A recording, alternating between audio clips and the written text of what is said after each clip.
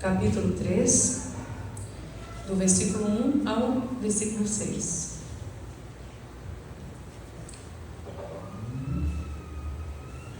Apocalipse, capítulo 3, versículo 1 ao 6. Todos encontraram, amém? Glória a Deus. Diz assim a palavra do Senhor: E ao anjo da igreja de Sardes escreve: Estas coisas diz aquele que tem os 7 Espíritos de Deus e as 7 estrelas. Eu conheço as tuas obras, que tens o nome, de que vives e estás morto. Sê vigilante e fortalece as coisas que permanecem, que estão prontas para morrer, porque eu não achei as tuas obras perfeitas diante de Deus. Lembra-te, portanto, do que tu tens recebido e ouvido, e guarda-o e arrepende-te. Pois se tu não vigiares, eu virei a ti como um ladrão, e tu não saberás a hora em que eu virei sobre ti.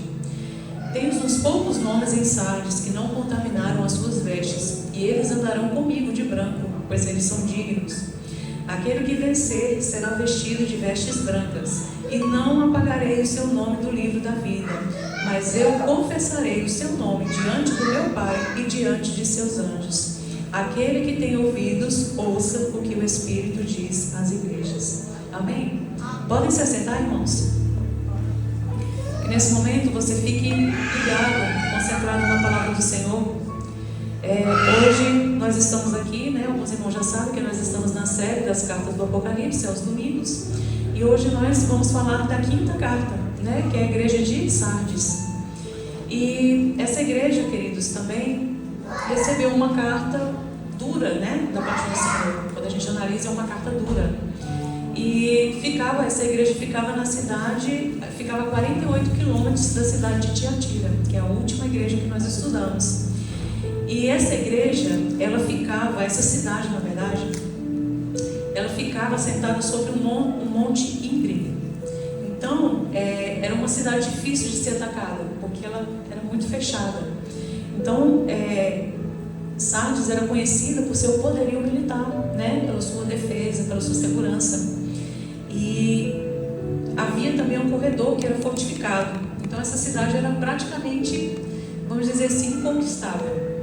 Porém, teve um período que aquilo que parecia impossível, né, o fato dela ser invadida, aconteceu, né? Um ataque noturno, eles encontraram ali uma brecha e entraram e invadiram a cidade. E, queridos, então por volta de 546 a.C., a cidade de Sardes passou a fazer parte do Império Persa. E mais tarde passou aos domínios de Alexandre o Grande. E essa cidade ficava situada sobre um monte, ela tinha rios em volta, né? Ela tinha uma boa condição financeira, era uma cidade próspera, se destacava ali, né, diante das outras. Sua localização era muito, muito boa. E mais adiante, no ano de 17, um terremoto destruiu essa cidade. Mais tarde, ela foi reconstruída com a ajuda do imperador Augusto. E assim como as outras igrejas que nós estudamos, havia ali, né, culturalmente, a adoração, né, a outros deuses. E no caso aqui, era a adoração à deusa Artemis, que era a deusa da fertilidade, que simbolizava ali todo o que aquela cidade tinha, né, todo o poderio, todo o destaque que aquela cidade tinha. Então, assim, analisando o cenário da igreja de Sardes, era muito diferente da igreja de Éfeso, de outras igrejas que nós vimos. A gente não vê falando sobre perseguição, né? Não tinha aquela perseguição ferrenha contra os cristãos. Não havia pessoas morrendo por serem cristãs. Nessa carta nós observamos que o Senhor não fala da doutrina dos nicolaítas, que nós já falamos outras vezes. Aqui também nessa carta nós não vemos falar sobre o espírito de Jezabel no meio da igreja. Mas essa carta, queridos, ela veio como um alerta, porque como diz aqui a palavra do Senhor, era uma igreja que parecia viva, mas estava morta. O título da mensagem essa noite é Sardes, a igreja que estava morta. E o que o Senhor ele quer nos ensinar por meio dessa carta a Sardes? Quero que você preste bastante atenção. A primeira coisa é que o Espírito Santo, que o Espírito em sua plenitude conhecia as obras da igreja de Sardes como ninguém mais conhecia. Então, seguindo a linha das outras cartas, o início das cartas sempre começou falando sobre uma qualificação de Deus, uma qualificação de Jesus. E aqui no versículo 1, nós lemos assim: e ao anjo da igreja de Sardes escreve: estas coisas diz aquele que tem os 7 Espíritos de Deus e as 7 estrelas. Eu conheço as tuas obras, que tens o nome de que vives e estás morto. Então aqui o Senhor Jesus se apresenta como aquele que tem os 7 Espíritos de Deus. E queridos, quando a gente para analisar o significado disso, nós entendemos que aquele que tem a plenitude, que conhece todas as coisas, era este que estava contemplando as obras daquela igreja. Isso é tão forte, porque é como se o Senhor tivesse 7 olhos. Foram 7 Espíritos de Deus, 7 olhos de Deus. Um que me contempla por cima, o outro que me contempla por baixo, o outro que me contempla do lado, o outro que me contempla pelo outro lado, o outro que me observa pela frente, o outro que me observa pelas costas e o outro que observa o meu coração. Os 7 Espíritos de Deus representam a plenitude. Os 7 Espíritos de Deus representam ali aquilo que diz a palavra, que o Senhor nos contempla, que o Senhor nos sonda, que o Senhor nos conhece, que Deus não dorme, que Ele vê todas as coisas. Então o Senhor se apresentou de uma forma assim muito forte. E o Salmo 139 nos confirma isso. O Senhor falou fortemente ao meu coração, porque Ele tem, Jesus é aquele que representa, que possui os 7 Espíritos de Deus. Aí no Salmo 139, para você ter noção sobre o olhar de Deus sobre a tua vida, diz assim: Senhor, Tu me sondas e me conheces. Tu sabes o meu assentar e o meu levantar. De longe entendes o meu pensamento. Cercas o meu andar e o meu deitar. Conhece todos os meus caminhos. Não havendo ainda alguma palavra na minha língua, eis que logo, ó Senhor, tudo conheces. Tu me cercaste por detrás e por diante, e Tu puseste sobre mim a Tua mão. Tal ciência é para mim maravilhosíssima, tão alta que não a posso atingir. Para onde me irei do Teu Espírito? Ou para onde fugirei da Tua face? Se eu subir ao céu, lá Tu estás. Se eu fizer no inferno a minha casa, eis que ali Tu estás também. Se eu tomar as asas da alva, se habitar nas extremidades do mar, estás Tu também. Até ali a Tua mão me guiará e a Tua destra me susterá. Se eu disser, de certo que as trevas me encobrirão, então a noite será luz à roda de mim. Nem ainda as trevas me encobrem de Ti, mas a noite resplandece como o dia. As trevas e a luz são para Ti a mesma coisa. Pois possuíste os meus rins, cobriste-me no ventre da minha mãe. Eu Te louvarei, porque de um modo assombroso e tão maravilhoso fui feito. Maravilhosas são as Tuas obras, e a minha alma o sabe muito bem. Os meus ossos não Te foram encobertos, quando no oculto fui feito, e entretecido nas profundezas da terra. Os Teus olhos viram o meu corpo ainda informe, e no Teu livro todas as coisas foram escritas, as quais em continuação foram formadas, quando nem ainda nenhuma delas havia. Sonda-me, ó Deus, e conhece o meu coração, prova-me e conhece os meus pensamentos. Entendeu a profundidade do conhecimento que Deus tem sobre a sua vida? Antes mesmo de você estar no ventre, antes mesmo de você existir, o Senhor já tinha um plano para a sua vida. Então, esse Deus aqui, esse Deus do qual a palavra fala, que possui aqui, que tem os 7 Espíritos de Deus, é Ele quem conhecia aquela igreja, é Ele quem conhece você. E, queridos, é tão maravilhoso que a gente não pode deixar de falar aqui que os 7 Espíritos nos revelam os atributos de Deus. O que são atributos? São qualidades, mas são qualidades que só pertencem, que só Deus tem, que nós não temos nenhuma delas. O primeiro atributo que eu quero te falar nessa noite é que Deus é onipotente, Ele pode todas as coisas, o seu poder não tem limite. Deus é onisciente, Ele sabe de todas as coisas, Ele é detentor do conhecimento, de toda a sabedoria. Deus é onipresente, Ele está em todos os lugares ao mesmo tempo. Então não adianta dizer assim: eu vou me esconder de Deus. Você pode ir até o inferno, mas o Senhor vai te ver lá. Você pode subir ao céu, no fundo do mar, você pode se esconder em um buraco na terra, mas o Senhor te contempla, porque Ele é onipresente. Deus é imutável, Ele não muda e nunca mudará. Mais um atributo do Senhor: Deus é infinito, porque Deus não está limitado a um espaço físico ou a um espaço de tempo. Deus é infinito. Deus é único, porque Ele é portador da exclusividade e da unicabilidade. Ele é único, igual a Deus não há outro. Mais um atributo: Deus tem um atributo da aceidade. Quer dizer o seguinte, irmãos: Ele existe por si próprio, sem necessidade de haver uma causa ou razão para a sua existência. Muitos tentam descobrir: Deus criou todas as coisas, mas quem criou Deus?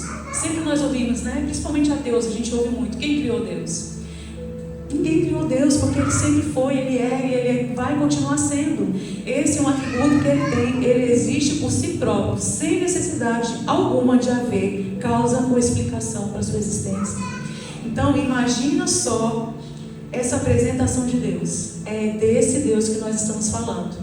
É de um Deus completo. É esse Deus que trouxe essa mensagem à igreja de Sardes. Então, queridos, é algo assim assombroso, né? É algo assim que tem um peso. Então, essa qualificação de Deus tinha um peso, porque o olhar desse Deus estava sobre a igreja de Sardes. E o olhar desse Deus está sobre nós aqui essa noite, está sobre a nossa vida. Ele te conhece, irmãos. Não adianta, o Senhor conhece a gente por dentro e por fora. O Senhor conhece tudo aquilo que nós queremos, que nós iremos falar, que nós pensaremos. Ele é o Deus que conhece todas as coisas. E aqui, né, já falamos dos 7 Espíritos de Deus, e as 7 estrelas que nós lemos são os 7 pastores das 7 igrejas. Então, queridos, os 7 Espíritos de Deus nos dizem nesta noite que não há ninguém que possa fugir da mão dele. Não há ninguém que possa deter a mão do Senhor. Guarde isso para a tua vida. O que mais que a igreja de Sardes nos ensina? Que Deus conhece a nossa verdade. Aqui no versículo 1 diz assim: eu conheço as tuas obras, que tem nome de que vives, mas está morto. Então Deus conhecia a verdade dessa igreja. Olha, eu conheço as obras de vocês, eu conheço a sua raiz, eu conheço a sua estrutura, eu vejo as suas ações, eu vejo o seu deitar, o seu levantar. E enquanto muitos olhavam e julgavam, o Senhor estava vendo o que está por dentro. Então, queridos, esse é algo que o Senhor colocou no meu coração, que Deus conhece a nossa verdade. A igreja parecia estar viva, mas estava morta. Aos olhos de todos, a igreja era próspera, era grande, era de destaque, mas ela estava morta, porque Deus é aquele que conhece a nossa verdade. Então, imagine, eu quero que você imagine nesse momento a construção de um prédio. Imagine ali aquele buraco, né, que eles fazem para construir a base. Imagine ali a separação, a escolha da areia, a escolha dos ferros, a grossura dos ferros que tem que ser usado para levantar um prédio, o cimento, a medida do concreto. Eu quero que você imagine a fundação desse prédio, né? E ali o engenheiro é o responsável pela construção, por toda a obra. E eu quero que você imagine esse prédio sendo construído.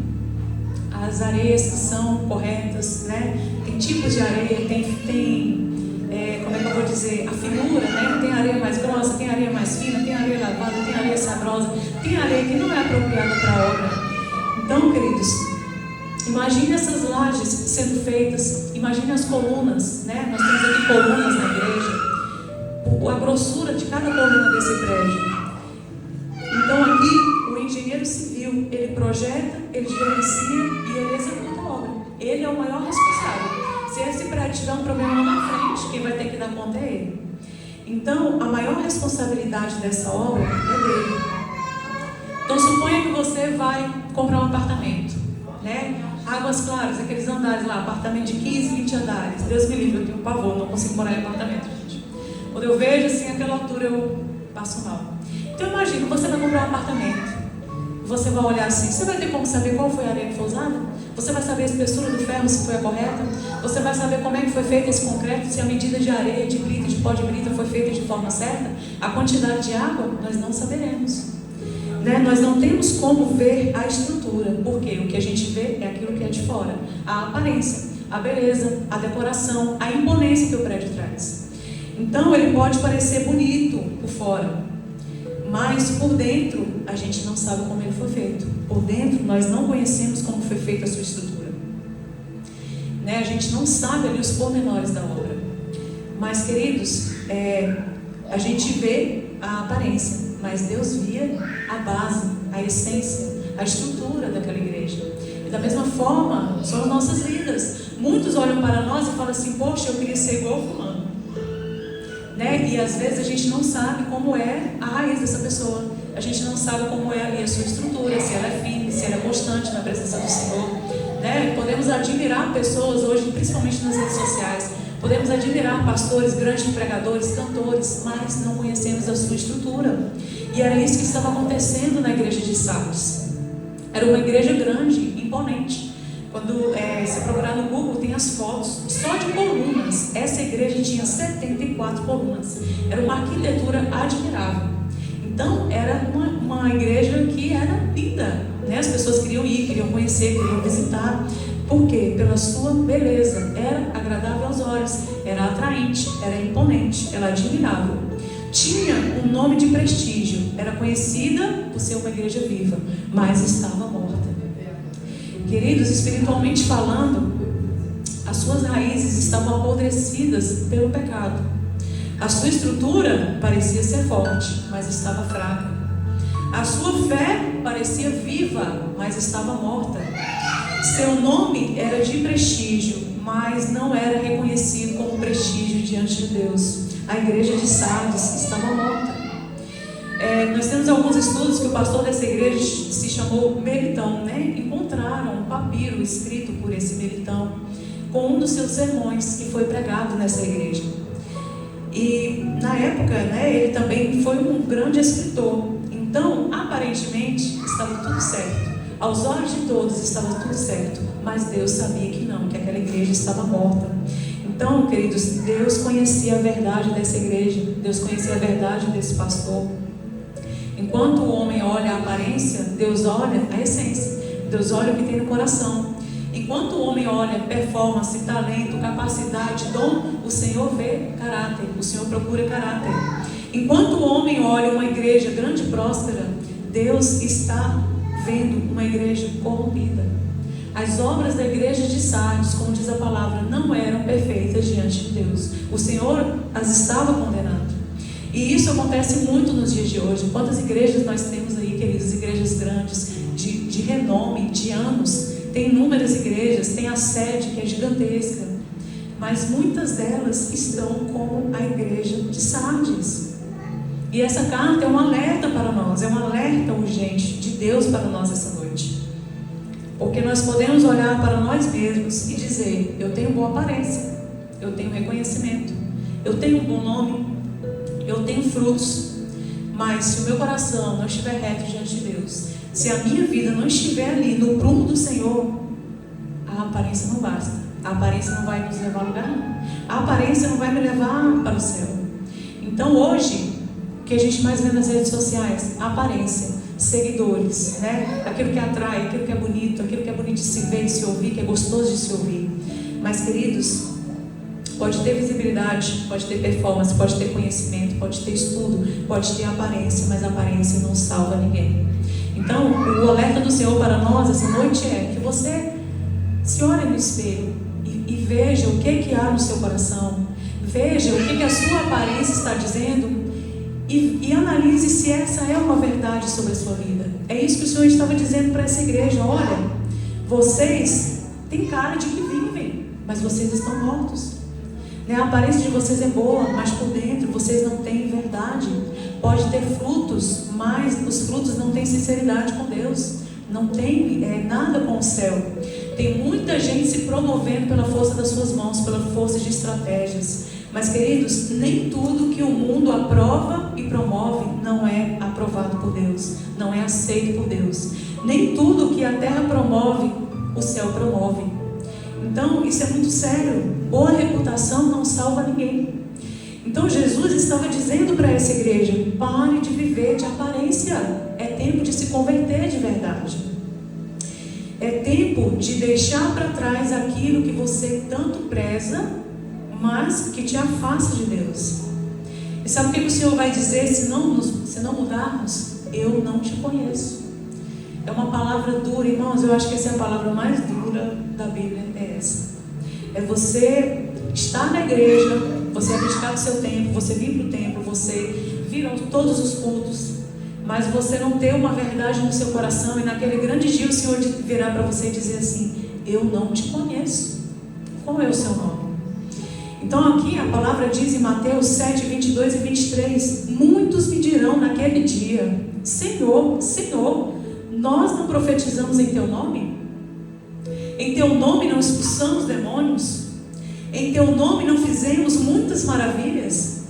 E então lhes direi abertamente: não vos conheço, apartai-vos de mim, vós que praticais a iniquidade. Isso é uma palavra muito dura, porque essas pessoas da igreja de Sardes estavam perdendo tempo dentro da igreja, se preocupando com a aparência, com status, com grupos. Às vezes achamos que vemos a igreja como um clube, do qual a gente vem ver as pessoas que a gente gosta, do qual a gente vem passar um tempo, vem dedicar um tempo da nossa vida para rever amigos, para rever um grupo. Queridos, então era isso que o Senhor estava falando sobre a igreja de Sardes. Então o conselho do Senhor para nós é: não ande de aparência, mas ande em espírito e em verdade. A palavra do Senhor diz assim: que este povo com seus lábios me louva, mas o seu coração está longe de mim. Queridos, essa palavra é aquele que diz, é aquele que tem os 7 Espíritos de Deus, que conhece a nossa verdade. Então, enquanto você estiver aqui, você pode acertar a sua vida com Deus, mudar o seu destino. Quando eu digo você, eu estou incluída nisso, irmãos. Essa palavra o Senhor quebra e corta primeiro aqui, e depois acontece o mesmo com vocês. Então, quando Jesus vier, quando chegar um dia, o nosso dia, o dia de termos um encontro com o Senhor, nada mais poderá ser feito. A nossa aparência não vai nos salvar, a nossa reputação não vai fazer nada por nós, os nossos seguidores lá do Instagram, menos ainda. Então, queridos, que nós possamos ouvir essa palavra do Senhor essa noite, porque a oração de um pastor não vai poder nos trazer de volta, a oração do nosso pai, da nossa mãe, por mais que tenha poder, não vai nos trazer de volta. Então é esse o alerta que o Senhor estava dizendo à igreja de Sardes: olha, vocês estão mortos, despertem enquanto é tempo. E sabe o que isso representa? Representa o amor de Deus para qualquer igreja, representa o amor de Deus para com as nossas vidas, queridos. Você pode glorificar o nome do Senhor por isso essa noite? Hoje dificilmente você vê pregações que corrigem, pregações que exortam, pregações que vão te levar para o céu. Hoje as pessoas não estão preocupadas em levar ninguém para o céu, não. Estão preocupadas em ter volume, em ter seguidores, em ter fluxo grande na igreja, grande quantidade de pessoas. E era isso aqui que o Senhor estava chamando a atenção da igreja de Sardes. O que mais a igreja de Sardes nos ensina? Que devemos vigiar e fortalecer as coisas que ainda permanecem. Devemos vigiar e fortalecer as coisas que ainda temos. Aqui no versículo 3 diz assim: seja vigilante e fortalece as coisas que permanecem, que estão prontas para morrer. As coisas estavam permanecendo, mas estavam quase para morrer. Lembra-te do que tu tens recebido e ouvido, e arrepende-te. Pois, se tu não vigiares, eu virei a ti como ladrão, e tu não saberás a que horas virei a ti. Então, queridos, aqui nessa carta dizia que poucos nomes em Sardes não contaminaram as suas vestes. O Senhor estava dizendo: olhe, vigie, pegue as coisas que você ainda tem como cristão e segure-as, cuide delas, para que elas não morram. Isso é um alerta muito forte, queridos. Por quê?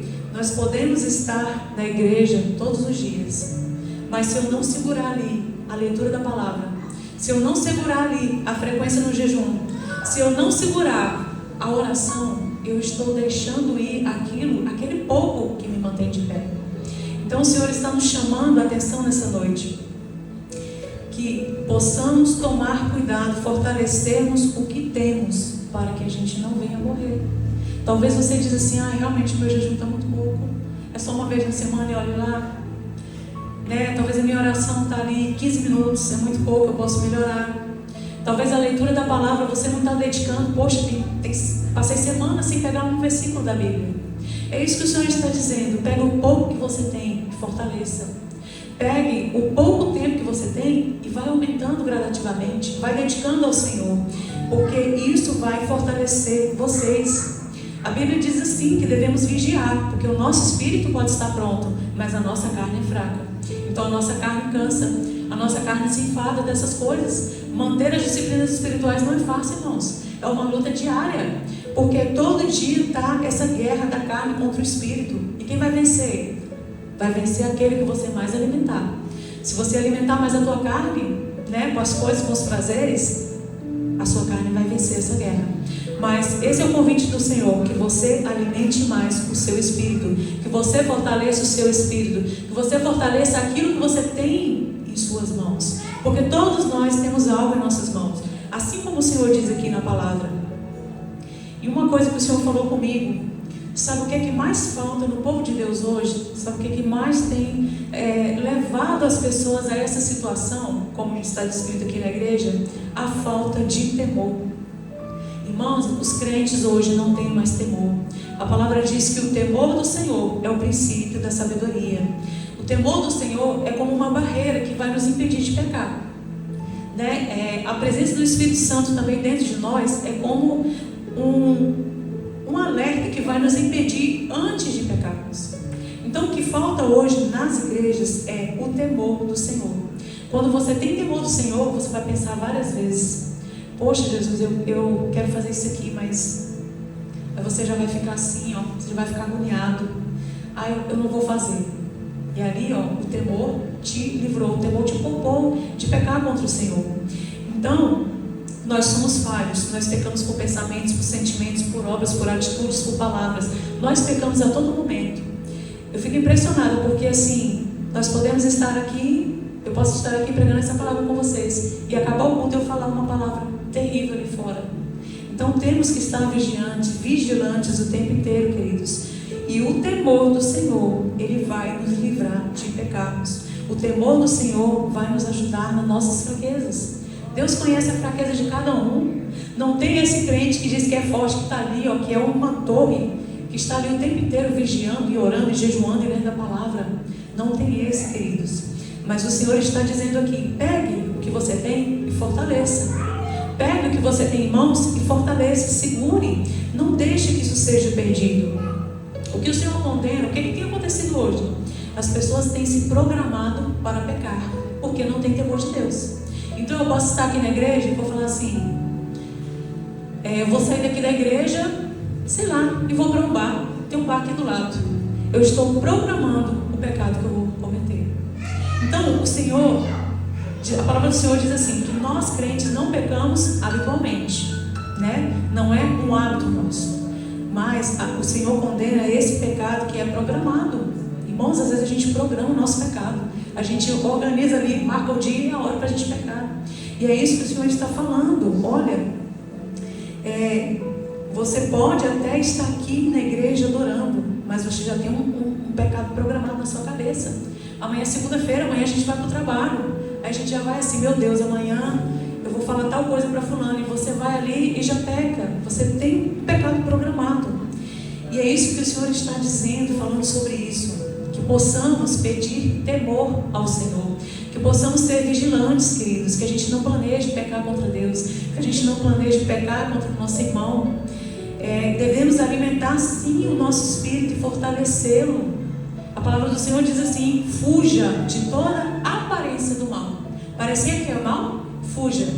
Não vai dizer, não vai bancar o forte, vai dizer assim: eu vou, porque eu sei me controlar. Não, porque a sua carne é fraca. Então fuja da aparência do mal. Fuja daquilo que tem aparência do inimigo, né? Tem coisas que a gente vê descaradamente que é de Satanás. Mas o alerta do Senhor é: fuja da mera aparência. Para você ver como nós somos falhos. Então o Senhor nos conhece. Tem coisas que podem lhe parecer boas, que você diz assim: não vai ferir minha vida espiritual. Mas, querido, se você não vigiar, basta uma brecha pequena, Satanás entra e toma de conta. Vai ser mais difícil você abrir mão, vai ser mais difícil você deixar, vai ser mais difícil você ter força para resistir. Então, na carta à igreja de Sardes, nós não vemos Deus apontando o espírito de Jezabel. Não vemos Deus falando sobre a doutrina dos nicolaítas, que corrompeu o povo, né, com o liberalismo religioso. A gente não vê algumas coisas que nós vimos nas outras igrejas, mas vemos um Deus comentando sobre uma igreja que estava morta. É como uma sentença, essa igreja está morta. É como uma sentença do Senhor. E uma igreja morta, ela não é avivada no Espírito, ela não tem a manifestação dos dons. É uma igreja que dorme enquanto deveria estar ativa. A igreja morta é como os fariseus, que eram religiosos, estavam ali todos os dias, fazendo seu jejum, estavam ali na porta do templo, estavam ali apresentando uma santidade, mas no seu coração eles estavam podres, apodrecidos pelo pecado, porque eles queriam parecer bons aos olhos dos homens, mas eles não queriam ter ali realmente uma boa visão dentro do seu coração. Eles queriam apresentar uma falsa aparência. Hoje não se fala mais em santidade, irmãos. Você falar de santidade no meio da igreja é uma coisa arcaica, ultrapassada. E a palavra do Senhor é firme nessa questão. Então, hoje o que nós vemos é que a igreja flerta muito com o mundo, querendo trazer as coisas lá de fora, aqui para dentro. A igreja do Senhor na terra está o tempo inteiro flertando com o mundo, querendo trazer aquilo que está lá fora para cá para dentro. Então, queridos, a igreja morta, ela não tem discernimento, ela não ouve a voz de Deus, ela não é obediente, ela não persevera. Então, o que o Senhor está dizendo para nós essa noite? Conserve o que você tem. A sua força é pouca? Conserve ela. Fortalece aquilo que você tem. Busque ter mais força. A sua entrega é pouca? Dedica mais tempo para o Senhor. Né? Às vezes você fala assim, meu Deus, a correria é tão grande. Quem vai de carro, faz o seu carro no altar. Vai louvando ao Senhor, coloca uma canção, vai adorando até o momento que você vai no seu trabalho. Ou você levanta ali 10 minutinhos mais cedo, Senhor, eu vou te dedicar aqui os 5 minutos do meu dia em oração. Sabe, ofereça ao Senhor, pegue o pouco que você tem e multiplique. Pegue o pouco que você tem em suas mãos e multiplique. O seu corpo te faz pecar, aumenta a frequência do jejum. Os seus pensamentos não estão, como é que eu vou dizer, não estão saudáveis, tem pensamentos te conduzindo a locais, a lugares que não te cabem. Fortaleça a leitura da palavra, porque a palavra do Senhor nos diz o caminho que nós devemos seguir. A palavra do Senhor nos orienta para tudo que devemos fazer, irmãos. Eu quero te fazer uma pergunta essa noite, que foi uma pergunta que o Senhor me deu e eu falei, meu Deus, se hoje a permanência, a existência dessa igreja aqui fosse condicionada a você, essa igreja se manteria aberta ou ela fecharia as portas? Responda para você mesmo. O Senhor me fez essa pergunta, eu achei muito forte. Porque hoje, se essa igreja estivesse condicionada a você, a sua posição espiritual, a você como servo de Deus, a sua verdade, essa igreja permaneceria aberta ou ela teria suas portas fechadas? Essa é uma pergunta que o Espírito Santo faz para cada um de nós essa noite. Isso é muito forte, irmãos. E o que mais nós aprendemos com a igreja de Sardes? Que você pode até estar como morto, mas se você ouvir a voz de Deus e se arrepender, você ressuscitará e terá o seu nome escrito no livro da vida. Pode glorificar o nome do Senhor por isso. Deus é longânimo, Deus é perdoador, Deus dá inúmeras chances, meus irmãos. Se Jesus não voltou até hoje, é porque o Senhor está nos dando chance, o Senhor está nos dando oportunidade. E todos nós um dia vivemos como mortos, longe de Cristo. Um dia nós tivemos a oportunidade de entrar numa igreja, de receber um convite, falar, olha, eu congrego na igreja, vamos lá assistir um culto, vamos ouvir uma palavra, vamos ouvir um louvor, uma canção.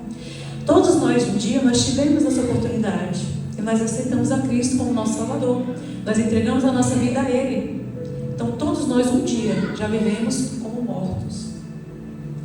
Nós choramos nesse altar, nos arrependemos, recebemos a morada, né? Nós nos tornamos morada do Espírito Santo e Ele passou a caminhar com a gente. Nós passamos a buscar a Deus de uma forma diferente. Nós passamos a ter sede, vontade de conhecer mais de Deus. Nós passamos a querer ser obediente e mudar para agradar a Deus. Porém, com a caminhada, com as lutas, com as dificuldades, com as tribulações, com as fraquezas, com os seus pecados, você deixou que a frieza entrasse no seu coração. E essa frieza se transformou o quê? Numa dureza. E essa dureza foi tomando de conta do seu coração. E sem perceber, você foi morrendo dentro da igreja. Nós vimos muito isso hoje dentro da igreja. Mortos dentro da igreja. Mortos que vêm a todos os cultos, mas por dentro não estão vivificados. Irmãos, o pecado foi nos matando aos poucos e nós não percebemos. Sabe por quê? Porque hoje a gente peca. Nós pecamos o mesmo pecado várias vezes, mas a gente não sente mais culpa pelos nossos pecados. Porque o nosso coração foi endurecido pelo pecado, pelo engano do pecado. Hoje nós vemos muito isso. Muitas vezes nós pecamos os mesmos pecados sempre, porque não sentimos mais culpa. O que acontece? O Espírito Santo, que um dia habitou no nosso coração, que ele dizia assim: olha, isso aí não foi legal. E aí você se arrependia, ajoelhava e fazia a sua oração. O que acontece quando vem a dureza de coração? O Espírito Santo se afasta. O Espírito Santo não acha lugar no nosso coração. Então ele foi se afastando e deixamos de dar lugar a ele. Ele foi se afastando e nós deixamos de convidá-lo para estar conosco. Então, queridos, às vezes nós estamos aqui na igreja, nós frequentamos, nós louvamos, mas a nossa mente está ligada só nas coisas dessa terra. A nossa mente está ligada só naquilo que eu posso ter, naquilo que eu posso conquistar, naquilo que eu posso usufruir nessa terra. É isso que o Senhor está nos chamando a atenção nessa noite. Aonde está o teu tesouro? Aonde está o teu tesouro? É no Senhor? É nas coisas deste mundo? É naquilo que você ama, naquilo que você tem? E talvez despercebidos pelo cansaço do dia a dia, pelas inúmeras obrigações, pelos inúmeros papéis que a gente tem que ter na sociedade, é mãe, é esposa, é filha, é nosso trabalho, são inúmeras atividades que nós temos no dia a dia. O que aconteceu? Nós fomos esfriando e caímos no sono da negligência. Muitos de nós estamos no pecado da negligência, quando nós deixamos de fazer aquilo que temos que fazer. E queridos, talvez pela força da religião, talvez pelo pulso forte aí da bispa, olha, se vocês não vierem, o trem vai pipocar, igual ela disse. Talvez por isso você tenha vindo à igreja. Talvez essa seja a sua motivação de vir à igreja. Então o Senhor nos pergunta essa noite, qual é a sua motivação em estar aqui hoje? Porque nós temos que buscar receber, não de homens, mas temos que buscar receber de Deus. Temos que buscar receber do Senhor, porque o homem é falho também. O homem não tem nada para me dar. Tudo que nós temos aqui, tudo que sai deste altar e chega até vocês, não é a gente não é a nossa capacidade não. É o Senhor, é o Espírito Santo que derrama sobre a vida de vocês. Então talvez hoje você analisou a tua vida espiritual e você fala assim, poxa, eu estou morto. Eu estou como morto. Eu estou apático, eu estou sem forças, eu estou inerte. É como se você se olhasse, se visse dentro de um caixão. Você já está ali cauterizado, você já está ali endurecido pelo pecado, você já está ali fedendo pelos seus pecados, você está frio, mas uma frieza da qual você não tem forças para buscar o Senhor. Talvez você já não saiba mais o que é a presença de Deus quando você dobra os joelhos. Porque, queridos, você tem que sentir a presença de Deus primeiro na sua casa. O que você recebe aqui na igreja é uma sobremesa. O arroz, o feijão, a carne, o grosso, você tem que cultivar na sua casa. O que você recebe aqui é uma sobremesa, é a cereja do bolo. E talvez essa seja a sua situação nessa noite. Talvez as suas mãos estão vazias, porque um dia você trabalhou para o Senhor e você lançou mão do arado. Você deixou o arado para trás. Então eu quero te convidar nessa noite a se levantar desse caixão, a se levantar dessa realidade e assumir, eu estou dentro de um caixão. Porque a partir do momento que o Senhor olha para essa igreja e diz assim, olha, vocês têm aparência, mas vocês estão mortos. É isso que diz a palavra do Senhor, já está sem vida, já está sem força. Eu te convido essa noite a se levantar desse caixão e mudar a sua realidade diante do Senhor. A Bíblia nos fala sobre Lázaro.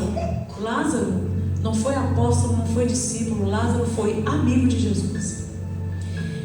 E pelas circunstâncias da vida, aconteceu um episódio em que Lázaro morreu. Maria e Marta ali, as suas irmãs, todos os amigos, todas as pessoas ficaram desesperadas. Jesus não estava na cidade, Jesus estava longe. Mas a Bíblia diz que Jesus chegou quando Lázaro já tinha 4 dias de morto. E ali veio Marta: Senhor, se o Senhor tivesse vindo, nada disso teria acontecido. E ali o Senhor, vendo aquela cena, tendo o sentimento de que Lázaro era o seu amigo, Jesus chorou. É o único momento da Bíblia que fala assim: Jesus chorou, porque ele amava Lázaro, ele se compadeceu daquilo que Lázaro passou. E ali nesse momento, Jesus diz assim: tirem a pedra. E Marta é a primeira a dizer assim: Senhor, já fede, é de 4 dias. Marta já veio com impedimento, com a barreira: Senhor, não vai dar bom não, porque ele já está fedendo. E ali o que aconteceu? Eles tiraram a pedra e Lázaro ressuscitou naquela cova, da qual ele estava há 4 dias. O que o Senhor me pergunta? Pergunta para mim e para você essa noite: tira a pedra. Qual a dificuldade que você tem em lançar fora essa pedra que te impede de ter a sua vida espiritual de volta? Qual é a pedra que você tem segurado e falado assim: eu me apeguei a essa pedra? Lança fora nessa noite. Tire a pedra, tire a barreira, tire o impedimento, tire a frieza, tire a dureza de coração. É isso que o Senhor está falando. Tire o pecado que te aceita de Deus. Tire a religiosidade. Às vezes estamos tão presentes na igreja porque somos religiosos. Eu tenho que ir pelo menos 2 dias na semana. É uma religião. Não, irmãos, a religião aprisiona, porque você tem que ter um compromisso com o Senhor. Então é isso que o Senhor está falando nessa noite. Tire esses pensamentos de que Deus ele não tem mais misericórdia pela sua vida. Tire esses pensamentos de que você não é merecedor. Porque enquanto nós estivermos aqui, nós teremos chance, nós temos oportunidade. Então, queridos, tire o que te impede de viver com Deus da forma como é para ser. Jesus disse assim: aquele que vencer andará comigo de branco e não terá o seu nome apagado no livro da vida. Então quer dizer que o meu nome hoje pode estar no livro da vida agora, neste momento. Mas amanhã, se eu não estiver correto diante de Deus, o meu nome vai ser riscado do livro da vida. Então, viva um dia de cada vez, como se fosse o último na presença do Senhor. Viva um dia de cada vez pensando assim: Senhor, esse é o dia que eu tenho para te ofertar. Esse é o dia que eu tenho para te oferecer. O que é que eu vou oferecer ao Senhor? E a palavra do Senhor para nós essa noite é: aquele que tem ouvidos, ouça o que o Espírito diz às igrejas. Aquele que vencer não terá o seu nome apagado no livro da vida, mas pelo contrário, o Senhor o confessará diante do Pai e diante dos seus anjos.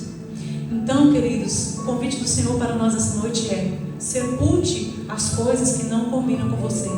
Sepulte mesas que não é mais para você estar sentado.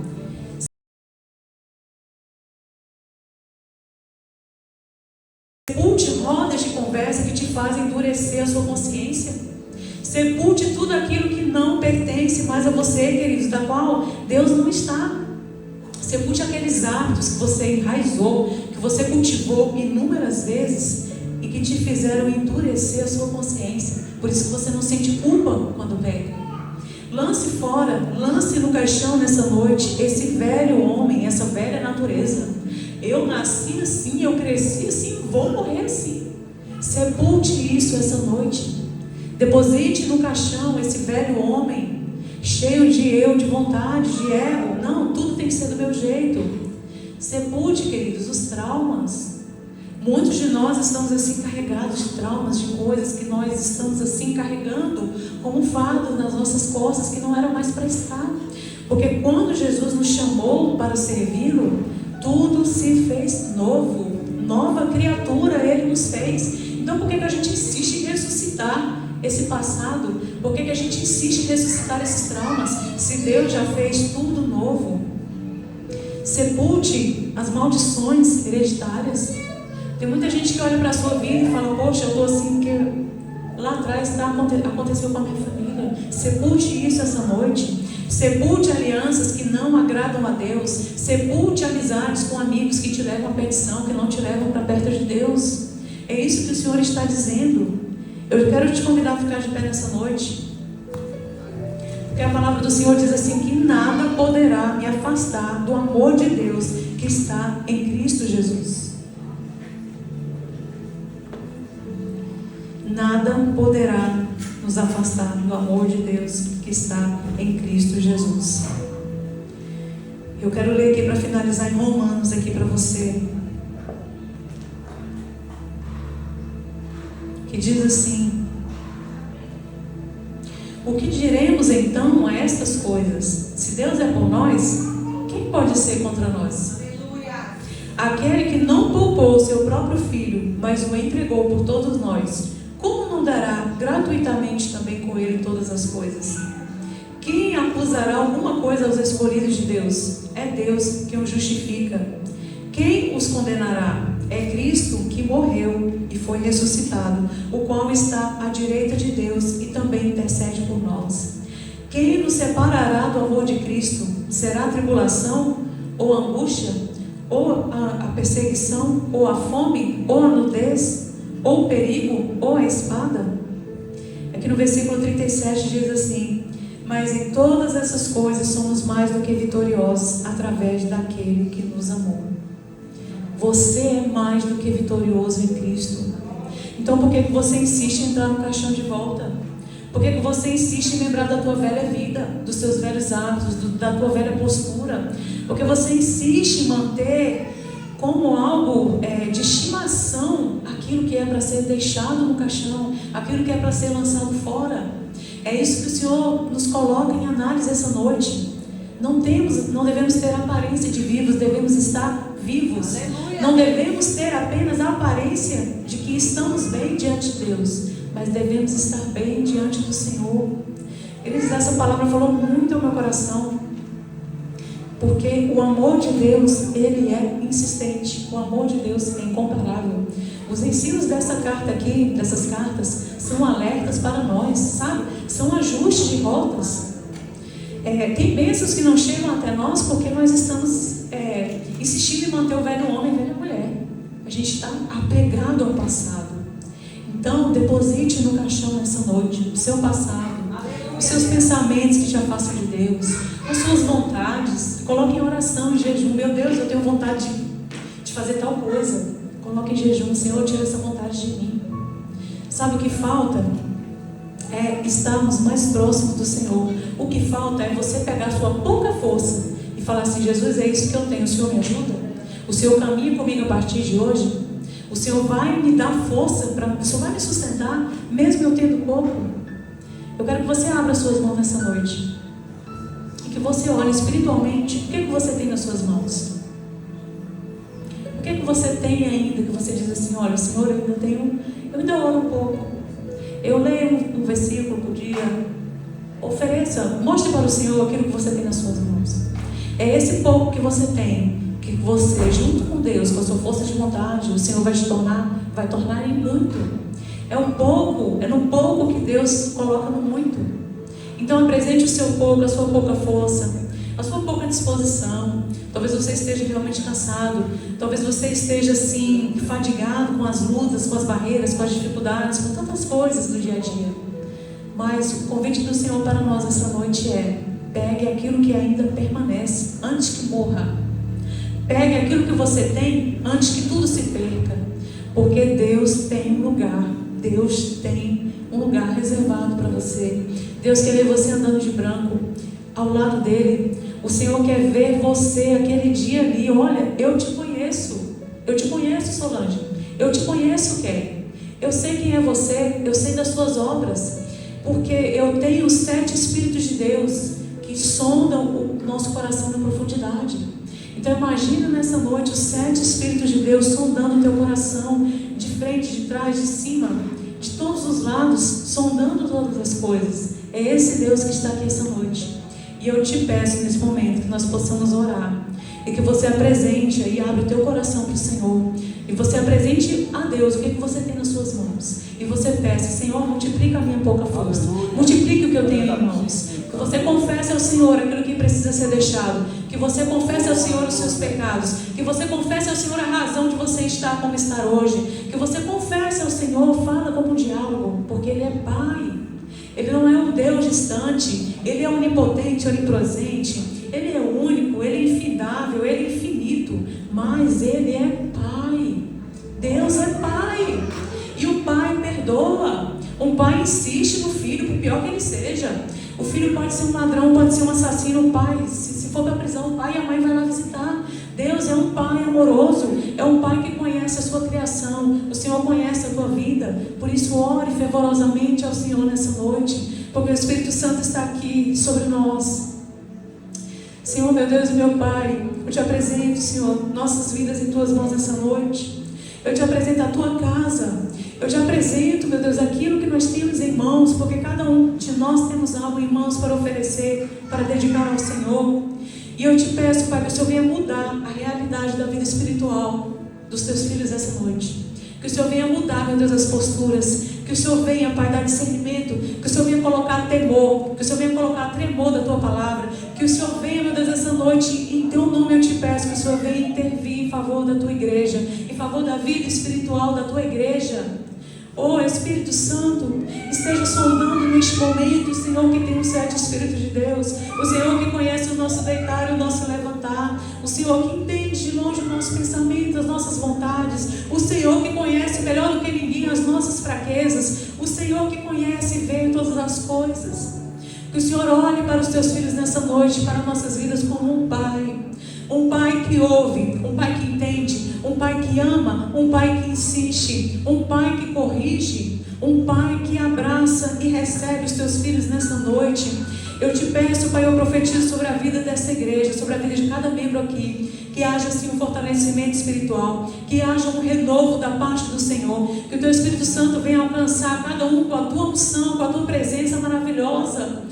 Deus, que os teus filhos tenham força para chegar em casa e buscar a tua presença. Que os teus filhos tenham força para ler a tua palavra no decorrer da semana. Que os teus filhos tenham força para te oferecer um jejum, para estar, meu Pai, diante do teu altar. Em nome de Jesus, toma a tua igreja nessa noite, Pai. Toma a tua igreja, Senhor. Que os teus olhos estejam sobre nós essa noite. Que o teu Espírito Santo venha mover e venha confortar os corações. Que o teu Espírito Santo, Pai, venha adentrar e venha amolecer, meu Deus, o coração duro. Tira toda a dureza, tira toda a incredulidade, tira toda a falta de fé. Senhor, tira tudo aquilo que o inimigo lançou como um pensamento maldito contra nossas vidas, que caia por terra no nome do Senhor. Tira toda a religiosidade. Tira, meu Deus, tudo aquilo que não provém do Senhor. Quebra nessa noite, Pai, os ciclos que se repetem nas nossas vidas. Quebra nessa noite os ciclos que vêm todos os dias tentando nos atingir, tentando nos afastar da Tua presença. Mas que o Senhor esteja caminhando conosco no nosso trabalho, no nosso dia a dia, na nossa casa. E que o Teu Espírito Santo esteja assim fortalecendo. Que o Teu Espírito Santo esteja assim dirigindo os nossos passos.